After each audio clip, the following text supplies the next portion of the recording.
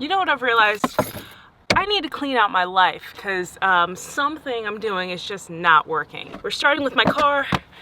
Welcome to my trunk. This is a 2001 Chevy Malibu and she is a hot freaking mess. I already took out the recycling. I already took out my gym bag. Hello to random toothbrush, don't worry. This isn't used for my teeth, but for my hair. A kind of deflated basketball. You see that sun visor right there? I've never been able to use that. You know why?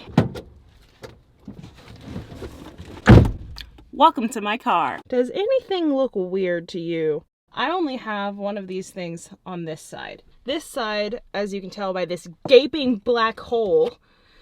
Ew, ew, ew, ew, ew, ew, ew, ew. That's what I get for sticking my finger in that. That's what she said. So, if you were here with me, you'd be thinking, wow, Lexus, it's hot as crap. Let's put the windows down. Yeah, let's do that. That makes sense to me.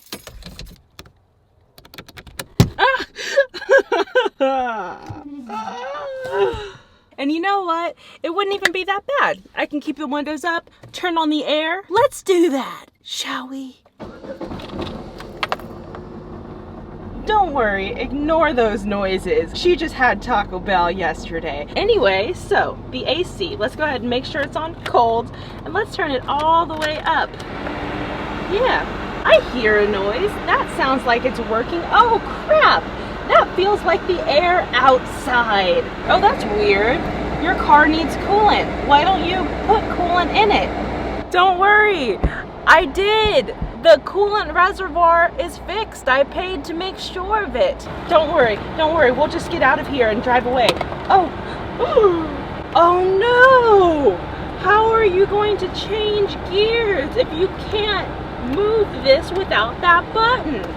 Looks like you need to find that button, put it back in,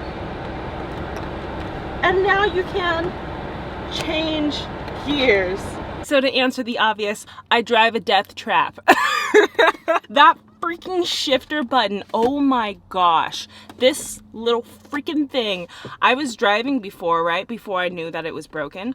And I was reversing out of a parking lot, right? So I put my car in reverse, I'm backing out, right?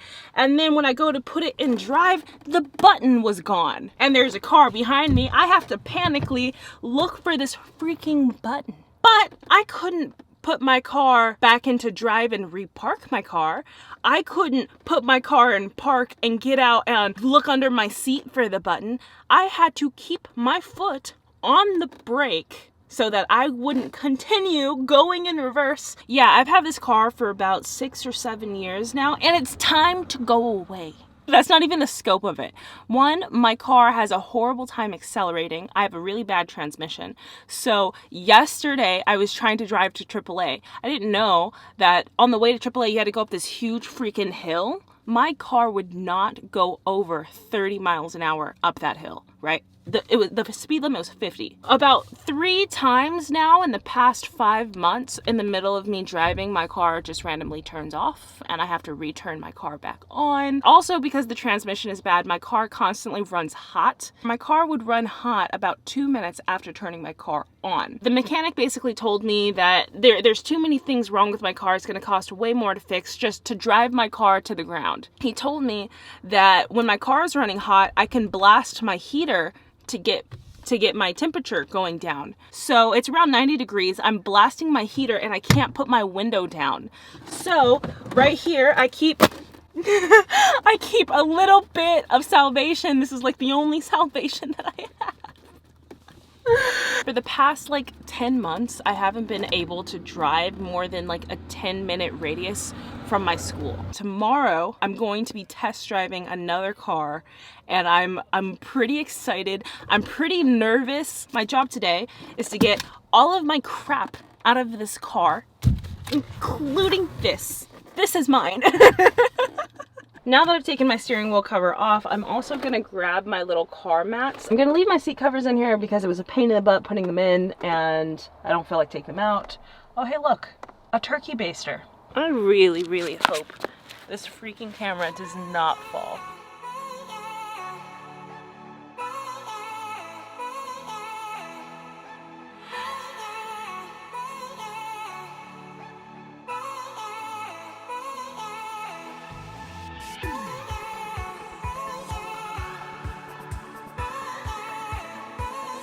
My camera's on top of a big rock, and not just that, but a bunch of little rocks.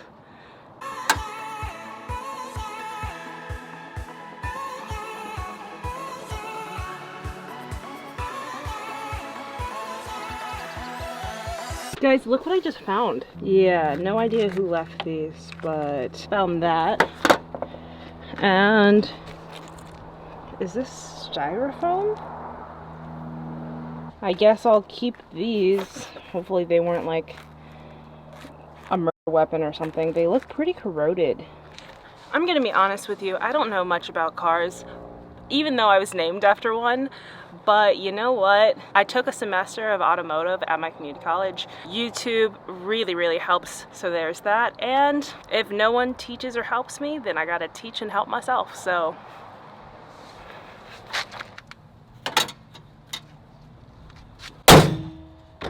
Okay, I was wondering why this tire was looking a little deflated, so I come down here and then I see this. Bro, there's a nail in my tire. So that's fun. I still have to grab my blanket out. I already grabbed the little car mats. Look at that.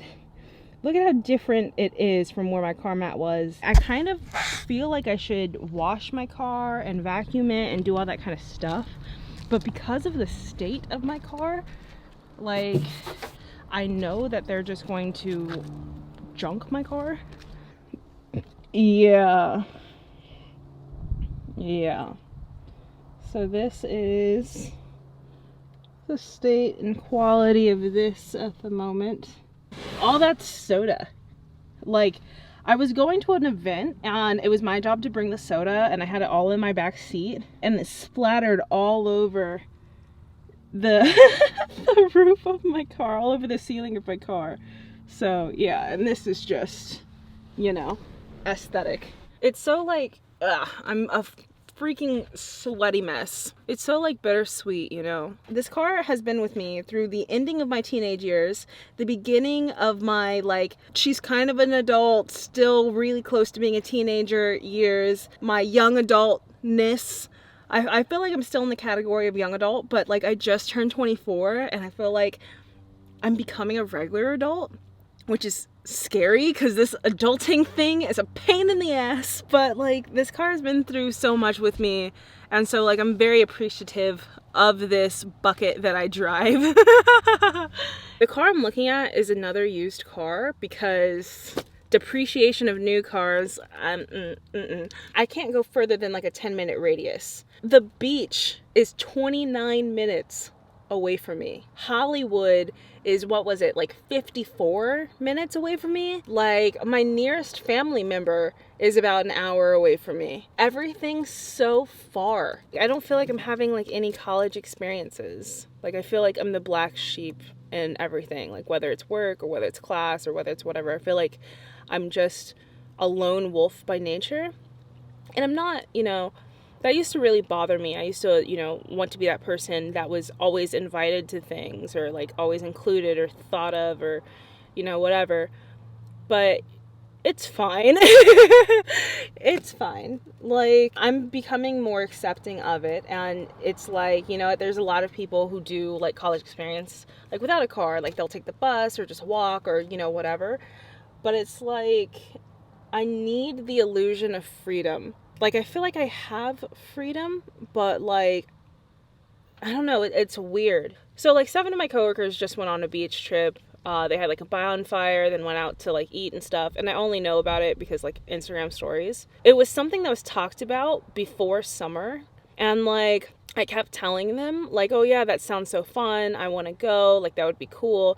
My car is just really bad, so I would have to carpool with somebody, but like, I got you on gas and like all this kind of stuff. So to see it happen on the story and like, I wasn't a thought, I wasn't nothing. And so like next semester, they are just going to have that closer like bond and stuff. And it just makes me feel kind of more alone. I don't feel like it was like malicious or anything. Like, I feel like it was genuine. Like, I feel like I probably just was not a thought, which still sucks. I feel like people have this ability to be dependent on other people, you know, like if you don't have a ride somewhere, that's okay. Like, a friend has got you. If you don't have money for something, that's okay. A friend got you. There's people who can have a lot of experiences without having a lot of resources themselves. But I feel like I'm always the friend that has other people. Like, for whatever it is, whatever resource, whether it's my time, my transportation, my money, my food, my whatever, I feel like I'm always that person that's giving. So, like, for the times that I don't have anything to give,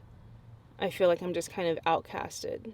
I feel like my company isn't always a sufficient contribution, you know? And it could be in my head, it could be true, I don't know, but I think that it's okay. Because even though it used to really bother me, and at times it still does, I feel like I'm trying to get to a point to where my company is sufficient enough for me. So if I do have to be a lone wolf, like, you know, I already do, like, everything alone, you know? Like, I already go out to eat alone, I go to movies alone, I go to the gym alone. Like, I live my life alone. Anyway, my landlord's son's guest is sitting outside watching me. And since I'm sitting alone in my car talking to a camera, and all of my stuff that was in my car is now outside of my car, I should probably address that. But ignoring her existence is just going so well, you know? Anyway, talk to you later.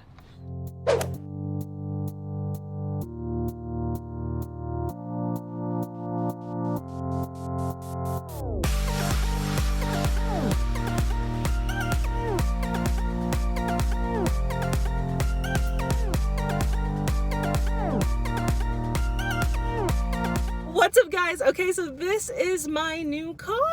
It's kind of new. It's not as new anymore. I've had it for like 2 years, but we all know that the pandemic completely, like, this car has been a complete blessing, a complete night and day difference. It was a rental car, actually. I got it from Hertz Rental Car. It was like 10 grand. I mean, I'm still paying it off, so.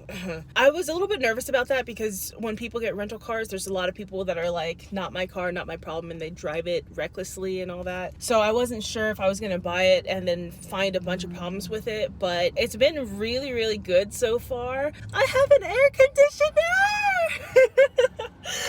My windows work, like, they work, like, it's such a blessing. There are a couple things that definitely took me a while to get used to. My last car did have like a sunroof, and there was on the key fob there was a button where you just click it and it opens the trunk for you, and like that kind of stuff. Oh, this is a 4-cylinder. My last car was a 6-cylinder. That was quite a difference, honestly. And I know that 4 is better on gas and stuff, but 6 has more power. That's completely okay because this one, like, the amount that I do save on gas, I mean, I don't drive nearly as much as I did before, but to fill up my entire tank, I mean, it depends on the gas prices because California, what are we at? Like $4, $4.50 for gas? I'm very blessed.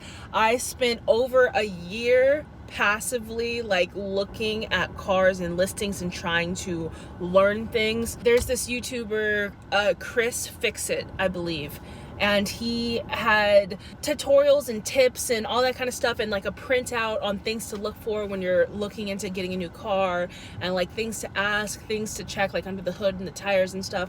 Very helpful. So I'll put his information down below, just because that was honestly like the big brother help that I needed, because I did not know what I was doing. And I was so nervous to like test drive the cars and to do all that. Like, that was...